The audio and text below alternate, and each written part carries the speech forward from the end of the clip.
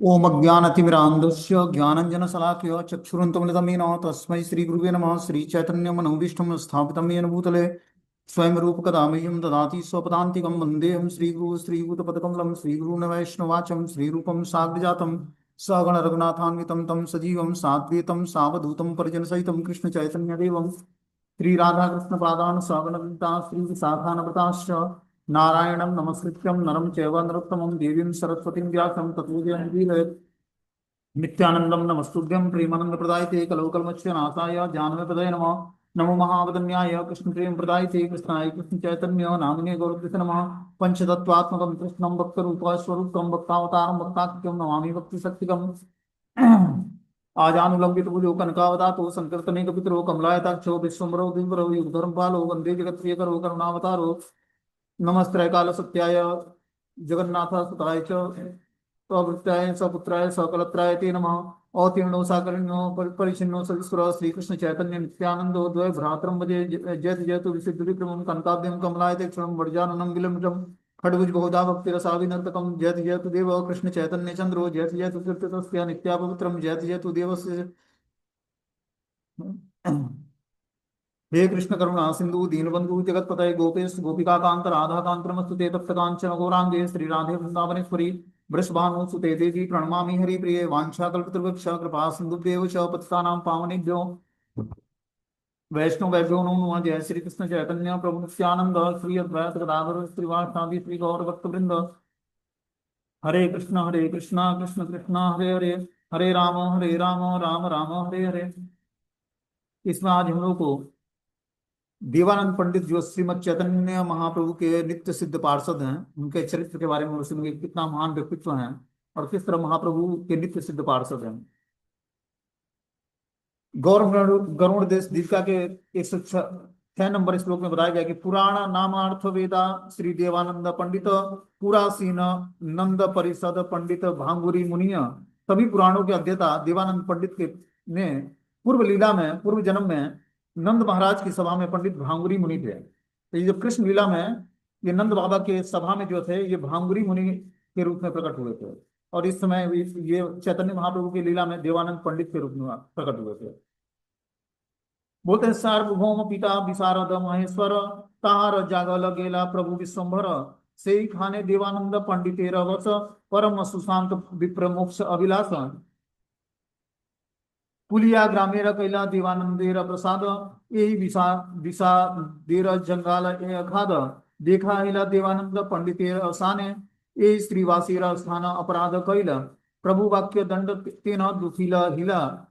पर पुलिया ग्राम में श्री देवानंद पंडित ने अपना मकान बनवाया था। सार्वभौम भट्टाचार्य के पिता महेश्वर विशारद थे। उनका जंगाल भी वहीं पर था। वहीं पर श्रीमन महाप्रभु ने देवानंद पंडित से जिज्ञासा की कि श्रीवास पंडित के प्रति अपराध था और इसी कारण से महाप्रभु ने उन्हें दंड दिया।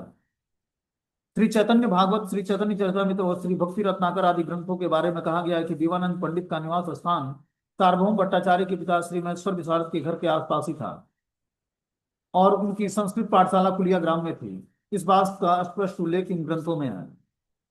श्री देवानंद पंडित जन्म से ही ज्ञानी तपस्वी और विश्वव्यापी भोगों के प्रतिपादन के प्रति उदासीन साधारणतया महापंडित के रूप में प्रसिद्ध कलाकार श्री भागवत सेवा के में दर्शन के प्रति विशुद्ध ज्ञान के अथाह सागर थे। यह हृदय गम्य कर पाने में समर्थ हुए और मोक्षकामी के कारण तपस्या और शुष्क वैराग्य को ही अधिक मानते थे। भागवत पाठ का भी वर्णन उन्होंने दिव्य स्तर पर किया है। बोलते हैं कि एक दिन श्रीवास पंडित देवानंद पंडित द्वारा दी जा रही श्री भागवत कक्षा सुनने गए।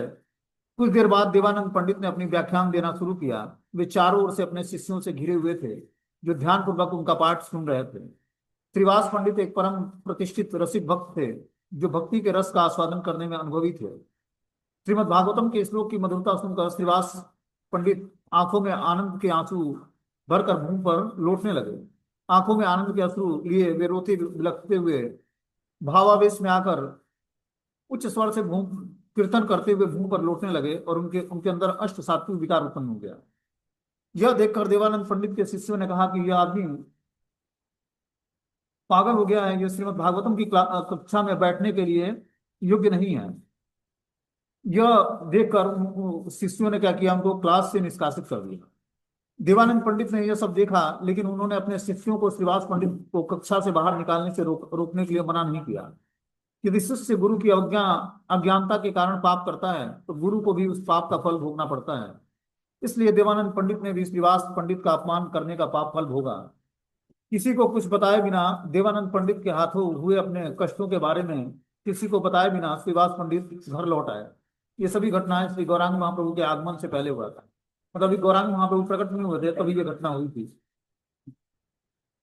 अंततः श्री चैतन्य महाप्रभु का आगमन हुआ। जब परमेश्वर ने इस भौतिक संसार में अपना अवतार लिया तो धीरे धीरे उन्होंने अपने बचपन की लीलाएं, अपनी पढ़ाई, अपनी विद्वता, सभी लीलाएं और एक युवा प्रोफेसर के रूप में अपनी लीलाओं के साथ साथ श्रीवास ठाकुर के घर में अपने दिव्यता का प्रकटीकरण किया।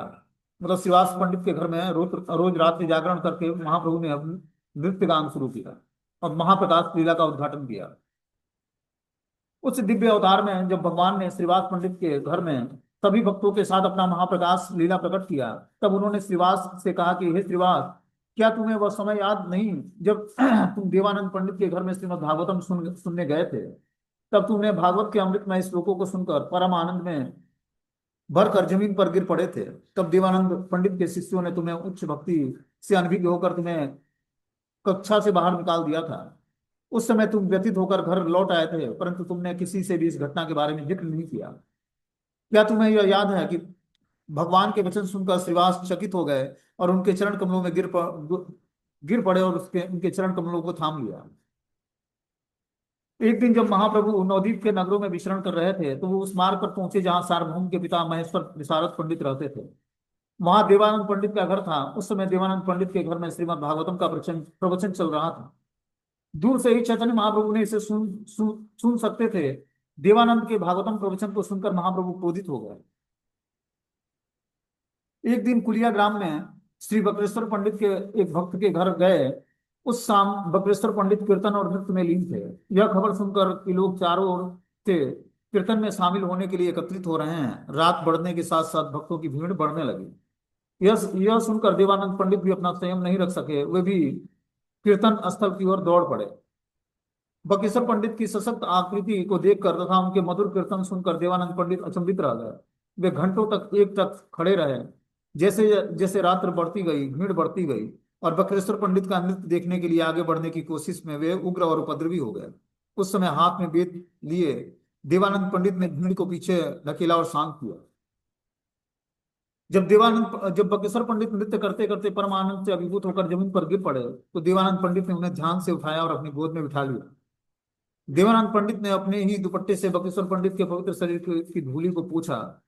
इस प्रकार उसी दिन से देवानंद पंडित ने अपने भक्त सेवा और भक्तों की सेवा शुरू कर दी। एक दिन संन्यास लेने के 5 वर्ष बाद श्री चैतन्य महाप्रभु जगन्नाथपुरी से नवद्वीप धाम लौट आते हैं। उनके लौटने पर भक्तों को ऐसा लगा मानो उनका पुनर्जीवन मिल गया हो। उनकी खुशी का कोई ठिकाना नहीं था। श्री चैतन्य महाप्रभु के चरण कमलों के दर्शन के लिए हजारों लोग एकत्रित हुए। नवद्वीप में जब भगवान ने लीलाएं प्रकट की तब जिन लोगों ने भगवान के चरण कमलों का उल्लंघन किया था वे क्षमा पाने के लिए उत्सुक थे। वे सभी वहां भगवान से अपने किए गए अपराधों की क्षमा मांगने के लिए प्रकट हो गए। उस समय जिस स्थान पर आज अपराध भंजन या क्षमा का स्थान कहा जाता है, वहां श्री चैतन्य महाप्रभु ने एकत्रित सभी लोगों को क्षमा प्रदान की और उन्हें भक्ति के विज्ञान में उपदेश दिया। उस समय देवानंद पंडित ने भी श्री चैतन्य महाप्रभु के चरण कमलों के दर्शन किए। दूर से ही श्री चैतन्य के चरण कमलों को प्रणाम करते हुए देवानंद पंडित भगवान से डरकर एक तरफ खड़े हो गए। तभी भगवान ने उन्हें देखा और कहा कि तुम मेरे प्रिय भक्त बकेश्वर पंडित के सेवक हो। उनकी सेवा करके तुमने मुझे प्रसन्न किया है। तुम्हारी सेवा के फलस्वरूप तुम मेरे निकट आए हो। बकरेश्वर पंडित कृष्ण शक्ति के से परिपूर्ण है। मेरे प्रिय भक्त बकेश्वर पंडित की सेवा करके तुमने कृष्ण की कृपा प्राप्त की है। श्री चैतन्य महाप्रभु के इन शब्दों को सुनकर देवानंद पंडित भाव विभोर हो गए। उनका स्वर दिव्य भावों से भर आया और उन्होंने कहा, हे मेरे प्रभु, हे मेरे प्रभु स्वामी, आप सभी पतित आत्माओं के उद्धार के लिए नवद्वीप में प्रकट हुए हैं। मैं पापी हूँ। मैंने ईश्वर के विरुद्ध घोर पाप किया है। मैं आपके चरण कमलों की उपासना करने में असफल रहा हूँ। इसके फलस्वरूप मैंने आपकी अकारण कृपा से अपना भी उद्धार किया है।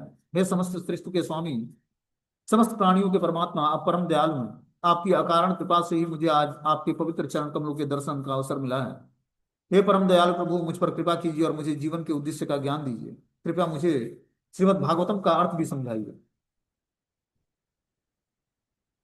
भक्ति योग की समाधि में शिला वेद व्यास ने श्रीमद् भागवतम की रचना की थी। यह उनके भीतर से होकर गुजरी और कृष्ण की कृपा से उनके जीव पर प्रकट हुआ। यदि कोई यह नहीं समझता कि श्रीमद् भागवतम स्वयं भगवान के स्तर का दिव्य सत्य है, तो वह कभी भी इसके अर्थ को नहीं समझ सकता है। देवानंद पंडित के इस विनम्र अनुरोध को सुनकर श्री चैतन्य महाप्रभु ने इस प्रकार कहा कि हे ब्राह्मण, ध्यान से सुनो, हमेशा श्रीमद् भागवतम की स्तुति करो। भक्ति के अलावा श्रीमद् भागवतम का कोई अन्य विवरण अपने ओठों से कभी न निकालना। शुरू से लेकर मध्य तक इसका यही अर्थ है कि कृष्ण के प्रति निरंतर भक्ति शाश्वत रूप से पूर्ण, दोष रहित और अचूक है। यह जीवन का सर्वोच्च लक्ष्य है। परम भागवत कुर्म से अवतार से शुरू होकर असंख्य अवतारों में प्रकट होता है। उनका प्रकट होना और तिरोभाव दिव्य है। उसी प्रकार श्रीमद् भागवतम एक भौतिक रचना नहीं, इसका प्रकट होना और तिरोभाव पूरी तरह से दिव्य स्तर पर है। भक्ति योग की समाधि में श्रील वेद व्यास ने श्रीमद् भागवतम की रचना की। यह उनके भीतर से होकर गुजरी और कृष्ण की कृपा से उनके जीव पर प्रकट हुआ। यदि कोई यह नहीं समझता कि श्रीमद् भागवतम स्वयं भगवान के स्तर का दिव्य सत्य है, तो वह कभी भी इसके अर्थ को नहीं समझ सकता। यह सभी प्रमाणिक शास्त्रों का मत है। जो श्रीमद् भागवतम को इस प्रकार समझता है, उसे वास्तविक ज्ञान प्राप्त होता है। यदि कोई भौतिक ज्ञान के साथ श्रीमद् भागवतम के पास जाता है, तो वह इसे कभी भी नहीं समझ पाएगा। परंतु यदि कोई अज्ञानी होकर भी श्रीमद् भागवतम की शरण लेता है, तो उसे इसके अर्थ का ज्ञान प्राप्त होता है। श्रीमद् भागवतम दिव्य प्रेम से परिपूर्ण है। यह स्वयं कृष्ण का विस्तार है और यह उनके दिव्य प्रेम की गोपनीय लीलाओं को प्रकट करता है। हे ब्राह्मण देवानंद पंडित, तुमने पहले श्रीवास पंडित के चरण कमलों के प्रति अपराध किया है। तुमने उनके पास जाकर उनके चरण कमलों में क्षमा मांगनी चाहिए। भागवत ग्रंथ और भक्त भागवत में कोई अंतर नहीं है। यदि तुम्हें भक्त भागवत की कृपा प्राप्त हो जाए, तो तुम्हें भागवत ग्रंथ की कृपा भी सहज ही प्राप्त हो जाएगी। श्री चैतन्य महाप्रभु के वचन सुनकर देवानंद पंडित तुरंत श्रीवास पंडित के घर जाते हैं और अपने पापों के लिए क्षमा याचना करते हैं। उस समय श्रीवास पंडित ने देवानंद को आलिंगन में लेकर उनके पापों को क्षमा कर दिया। चारों दिशाओं में हरि के पवित्र नाम का ध्वनि गूंज उठा, क्योंकि सभी भक्त महाप्रभु के नवदीप धाम लौटने पर हर्षोल्लास से भर गए थे। उस दिन से देवानंद पंडित महाप्रभु के अनुयायियों के बीच एक महान भक्त के रूप में स्वीकार किए गए। देवानंद पंडित का तिरोधान पौष मास की अमावस्या एकादशी को हुआ था।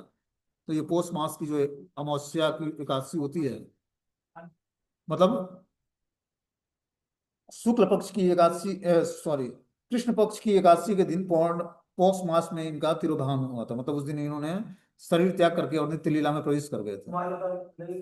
पता नहीं भागवत ग्रंथ और भक्त भागवत में कोई अंतर नहीं है। यदि कोई भक्त भागवत की कृपा प्राप्त हो जाती है, तो आसानी से भागवत ग्रंथ की कृपा भी प्राप्त हो जाती है। तो इस तरह से ये चैतन्य महाप्रभु के नित्य सिद्ध पार्षद जो थे, देवानंद पंडित थे। वैष्णव की निंदा के द्वारा जिस प्रकार से भगवत कृपा से वंचित और दुर्गति प्राप्त होती है, उसी प्रकार से वैष्णव महिमा के कीर्तन और वैष्णव सेवा से भगवत कृपा से वंचित प्राप्त कर भगवत कृपा से वंचित व्यक्ति भी कृष्ण सेवा का सुयोग्य प्राप्त कर लेता है। आगे से बता रहे हैं चैतन्य भागवत से एक श्लोक की, सुना द्विज विष करी जे मुखे भक्षण से मुखे करी जावे अमृत ग्रंथन विष है जीर्ण देह हयत अमर अमृत प्रभावे अबे सुना से उत्तर। यानी हे द्विज, सुनो, जिसके मुख से तुमने विष खाया है, अब उसी मुख से जब अमृत ग्रहण करोगे तो विष दूर हो जाएगा और तुम्हारा देह अमर हो जाएगा। बहुत ही सौभाग्य से महाप्रभु के प्रिय श्री बक्रेश्वर पंडित देवानंद पंडित के घर में ठहरे थे। देवानंद पंडित बक्रेश्वर पंडित की सभी प्रकार से सेवा करके महाप्रभु की कृपा प्राप्त प्राप्त पात्र बनाए गए थे। महाप्रभु के प्रति देवानंद पंडित की श्रद्धा नहीं थी। श्रीमन महाप्रभु की महिमा श्रवण कर उनके हृदय में परिवर्तन हुआ और बक्रेश्वर पंडित के प्रभाव से शुद्ध भक्ति का में विशिष्ट अनुराग उत्पन्न हो गया। वैष्णव सेवा के फल से ही कुलिया के देवानंद पंडित महाप्रभु के चरण को प्राप्त कर पाए। श्री बक्रेश्वर पंडित देवानंद पंडित के घर में अपना मंगल का कारण बने हुए थे। देवानंद पंडित स्मार्त धर्म के प्रविष्ट ब्राह्मण होने के पर भी महाज्ञानी और संयमित थे। श्रीमद् भागवतम के अन्य कोई भी देवता उस तथ्य उसके द्वारा पथ्य नहीं है। वे ईश्वर निरपेक्ष थे। वे ईश्वर आदि के को मानते नहीं थे। उनके गुरु गौर सुंदर के प्रति विश्वास था। श्री बक्रेश्वर पंडित की कृपा से ही वह उनकी दुर्बुद्धि दूर हो गई और वे भगवान को समझ पाने में सक्षम हो पाए।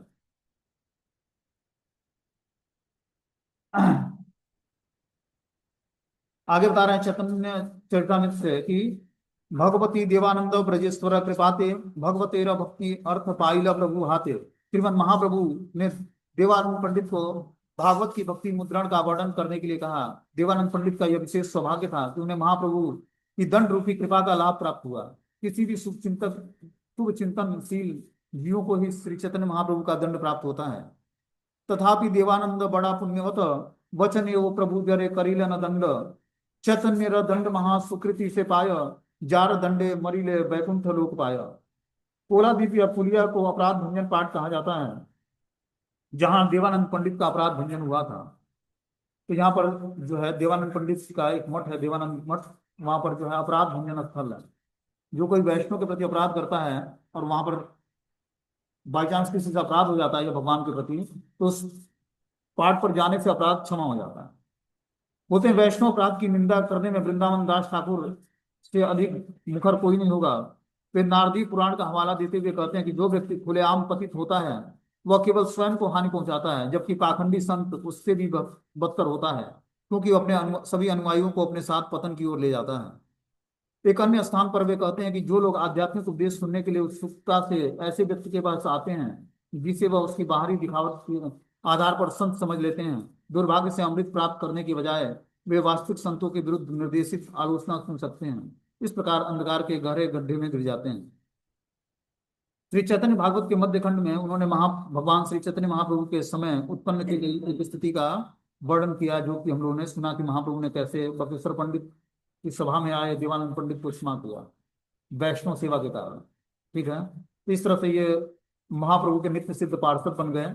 और इनका जो है तिरोभाव हमने बताया कि पौष मास की कृष्ण पक्ष के एकादशी के दिन हुआ था। तो उस दिन हम लोग जो उनकी लीलाओं को सुनते हैं तो उनकी कृपा प्राप्त होती है।